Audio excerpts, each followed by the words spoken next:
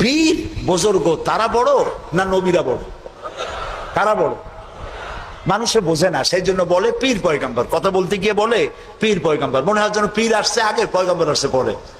কি অন্যায় কথা। প্রিয় ভাই সব, পীর আর নবী তুলনা দেওয়া মোটেও জায়েজ নাই। তবে একথা আমি বলতে পারি, সারা পৃথিবীর সব পীর, সারা পৃথিবীর সব আলেম, সব যদি একত্রিত হয় একজন নবীর জুতার সমান হবে না। বলেন সুবহানাল্লাহ। তারা আল্লাহর নবী, কোন নবীর কোনো ভুল নাই, গুনাহ নাই, মাসুম, বেগুনাহ। আল্লাহ নিজে তাদেরকে হেফাজত করেন। সুবহানাল্লাহ। এবার দেখুন, আমরা সন্তান চাইতে আমাদের লোকেরা গেল মাজারের কাছে, আর হযরতে জাকারিয়া আলাইহিস সালাম সূরা আলে ইমরান, আমি কি গল্প করতেছি না কোরআন শুনাইতেছি? সূরা আলে ইমরান আপনারা পড়বেন। সূরা আলে ইমরানের মধ্যে আছে হযরতে জাকারিয়া আলাইহিস সালাম বুড়া হয়ে গেছেন, সন্তান নাই, একটাও নাই। তিনি আল্লাহর কাছে ফরিয়াদ করলেন, আল্লাহ আমি একদম বেওয়ারিস হয়ে যাব মরিয়া, তুমি আমাকে একটা সন্তান দিও। একদিন তিনি নামাজ পড়তেছিলেন, নামাজের মধ্যে হযরতে জিবরাইল আলাইহিস সালাম আসলেন। হযরতে জিবরাইল ওহী নাযিল করলেন। আল্লাহ তাআলা বলেন, হে জাকারিয়া, আমি তোমাকে সুসংবাদ দিতেছি, তোমাকে একটি পুত্র সন্তান দেওয়া হবে।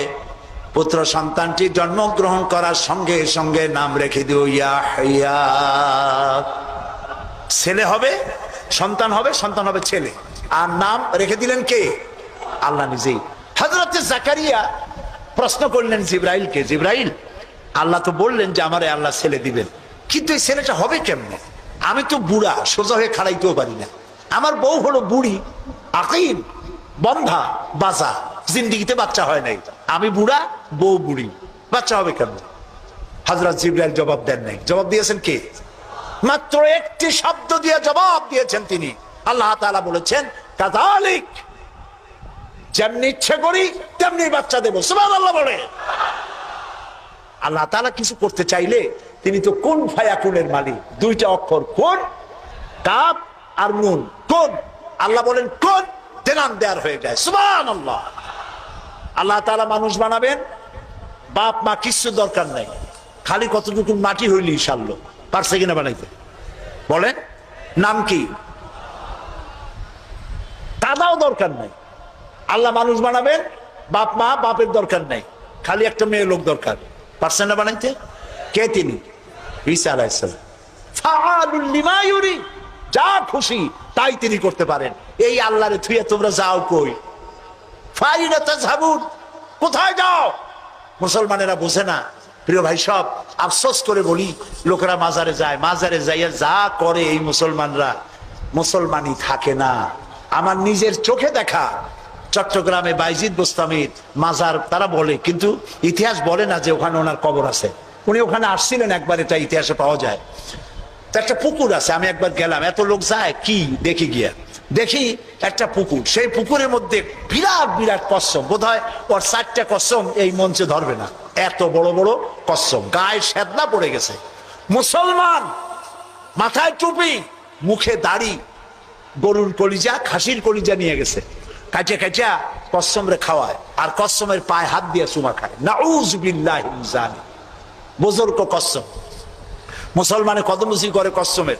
আমি দেখে চিন্তা করলাম, ক্ষুধার্ত, তৃষ্ণার্ত, এতিম, গরিব মানুষের যদি এই দৃশ্য দেখে, তাহলে সে হয়তো আফসোস করে বলবে, আল্লাহ, মানুষ না হইয়া কোন পীরের দরবারে কচ্ছম হইলে তাও মাঝে মধ্যে একটু কলজা খেতে পারতাম, এখন তো ভাতও পাই না। নাউযু বিল্লাহ। একটা গাছ দেখলাম দূরের থেকে, অনেক ফল। আমি চিন্তা করলাম, গাছে এত ফল হয়, কি গাছ? কাছে গিয়ে দেখি কি ফল, ইট আর পাথর ঝুলানো, দড়ি দিয়া ইট পাথর ঝুলানো। আমি জিজ্ঞেস করলাম, ভাই এগুলো কি? এগুলো মেয়ে লোকেরা ঝুলাই গেছে। কেন? যেসব মেয়ে লোকের বাচ্চা হয় না, ওরা এখানে মানত করে, ইট ঝুলাবো, পাথর ঝুলাবো। এর সিগনিফিকেন্স কি, দর্শনটা কি? যে দর্শন হলো এই মেয়ে লোকদের ধারণা যে এইভাবে ঝুলাই থুয়ে গেলে যেমন ভার হয় ডালের মধ্যে, ওই রকম পেটের মধ্যে ভার হইতে হইতে একদিন বাচ্চা হয়ে যাবে। কি আশ্চর্য কথা। আরে মুসলমান, প্রিয় ভাই সব, মাজারে লোকেরা যায় আর সেখানে চাদর দেয়, আগরবাতি দেয়, মোমবাতি দেয়। আপনারা দেন না, এরকম মমিন সাইতে নাই? আছে এরকম মাজার? আচ্ছা, দেওয়ার সময় আপনারা কি এই চিন্তা করেন যে এই যে টাকাটা দিলাম, এই টাকা দিয়ে পীর সাহেব কি বেঁচে আছেন? উনি কি এগুলি খেতে পারবেন? কমলা, বেদানা, আঙ্গুর কিনে খেতে পারবেন? অথবা তার বউ বাচ্চা কেউ বেঁচে আসে খেতে পারবেন? দেন কেন? এই দেওয়ার ফলে এই টাকাগুলি দিয়ে কি হয়? ওইখানে বসে আছে কিছু লোক যারা মাথায় শালু কাপড় বাঁধা আছে না, শালু কাপড় বাঁধা, লোহার শিকল পরা, দাড়িতে জট, মাথায় জট, গায়ে সালার চট, মোষ আর দাড়ি দিয়া ঢাকা। আমি অনেক সময় তাকায় দেখছি, হাসে না কান্দে বোঝার কোন উপায় নাই। নাউজুবিল্লাহ মিন যালিক। একটারে দেখি ওইখানে বসে গাঁজা খাইয়া কি জানি দূরের থেকে তাকায় দেখছি ছাত্র জীবনে, এরকম কি জানি ডলে হাতে এরকম ডলিয়া, তারপরে কলকিতে ভরে দিল টান, চোখ বড় হয়, এরকম ক্রমান্বয়ে চোখ বড় হইতে থাকে। আরে এরপরে কি জানি এরকম একটা কান্দের উপর, নাম জানি না আমি, কান্দের উপর থেকে এভাবে ঘষে আর বলে মদিনা যাব কেমন মদিনা। আমি বলে তুই শয়তান, তুই মদিনা যাবি কেমনে? এত গাঁজা খাইয়া তুই যাবি মদিনা? এটা কি সম্ভবপর কথা? প্রিয় ভাই সব, কবরে যদি আগরবাতি, মোমবাতি আর চাদর দেওয়া জায়েজ হতো, জান্নাতুল বাকিতে 10,000 সাহাবীদের মাজার আছে। সুবহানাল্লাহ। হযরতে ওসমান রাদিয়াল্লাহু তাআলা আনহু শুয়ে আছেন জান্নাতুল বাকিতে। হযরতে আয়েশা আমাদের মা রাদিয়াল্লাহু তাআলা আনহা শুয়ে আছেন জান্নাতুল বাকিতে, উন্মুক্ত আকাশের নিচে। আহারে হযরতে আব্দুল্লাহ ইবনে মাসউদ রাদিয়াল্লাহু তাআলা আনহু, হযরতে আব্দুল্লাহ ইবনে মাসউদ দেখতে খুব খাটো খোটো ছিলেন, পা ছিল একেবারে ছোট। একদিন হাদিসে এসেছে, একদিন তিনি খেজুর গাছে উঠতেছিলেন, নিচে সাহাবীরা দাঁড়ানো, এরপরে তার পাও দেখে ওনারা হাসতেছিলেন, এত ছোট পা, হাসতেছিল। রাসূলুল্লাহ বললেন, সাহাবীরা আব্দুল্লাহর পা দেখে হাসতেছো? কিয়ামতের দিন আব্দুল্লাহর পা যদি এক পাল্লায় রাখা হয় আর ওহদ পাহাড়টা যদি আর এক পাল্লায় রাখা হয়, ওহদ পাহাড় তার পায়ের সমান হবে না।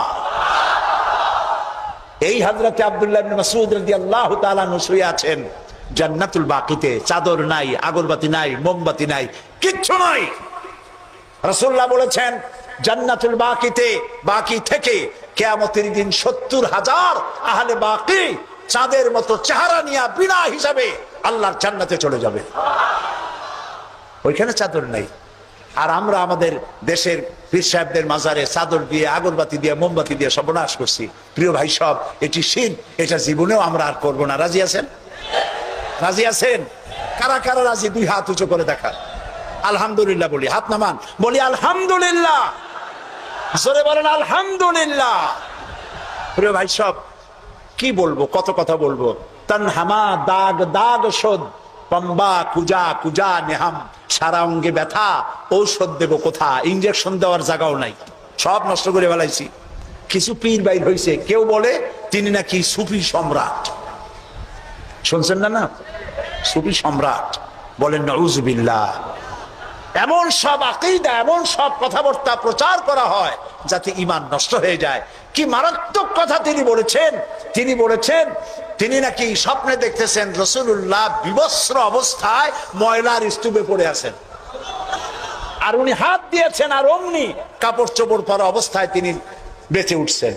এর দ্বারা তিনি বলতে চান যে তিনি নাকি মুহাম্মদী ইসলামের পুনর্জীবন দানকারী। বলেন নাউজুবিল্লাহ। প্রথমে তো মুহাম্মদ সাল্লাল্লাহু আলাইহি ওয়াসাল্লামের ইসলাম না, ইসলাম কার? আর উনি পুনর্জন্ম দিতে কে? বিশ্ব আশিকে রাসূল সম্মেলনের নামে শিরক আর বিদআতকে ছড়ানো হচ্ছে। মুসলমানেরা, এইটা নাজাতের পথ না, নাজাতের পথ এইটা। নাজাতের পথ কোনটা? জোরে বলে, নাজাতের পথ কোরআন, এর দ্বিতীয় কোনো রাস্তা নাই। সেই কথাই হযরত লোকমান বুঝাচ্ছেন। হযরত লোকমান বলেন, লা তুশরিক বিল্লাহ, ও আমার কলিজার টুকরা সন্তান, আল্লাহর সাথে কাউকে শরীক স্থাপন করো না। ইন্নাশ শিরকা লাযুলমুন আযীম, শিরক হচ্ছে মস্ত বড় জুলুম, এর কাছেও যেও না। প্রিয় ভাই সব, আমরা যদি না খেয়ে থাকি, কে আমাদের খাওয়ায়? আমাদের জাতির পিতার মুখ দিয়ে শুনুন, কে আমাদের জাতির পিতা? এই ব্যাপারে আপোষ করবেন? জীবন চলে যাবে মুসলমানের, এই ব্যাপারে কোনো আপোষ নাই। মিল্লাত আবিকুম ইব্রাহিম, আমাদের জাতির পিতা ইব্রাহিম আলাইহিস সালাম, তিনি কি বলছেন? আল্লাযী হুয়া ইউতঈমুনি ওয়া ইয়াসকিন, আমি যখন ক্ষুধার্ত হই আল্লাহ আমারে খাওয়ায়, আমি যখন তৃষ্ণার্ত হই আল্লাহ আমারে পান করায়। এটাই হচ্ছে তাওহীদ। ওয়াইদা মারিদতু ফাহুয়া ইয়াশফিন, আমি যখন অসুস্থ হই আল্লাহ আমারে রোগ মুক্ত করেন। সুবহানাল্লাহ। যা চাইবেন কার কাছে চাইবেন?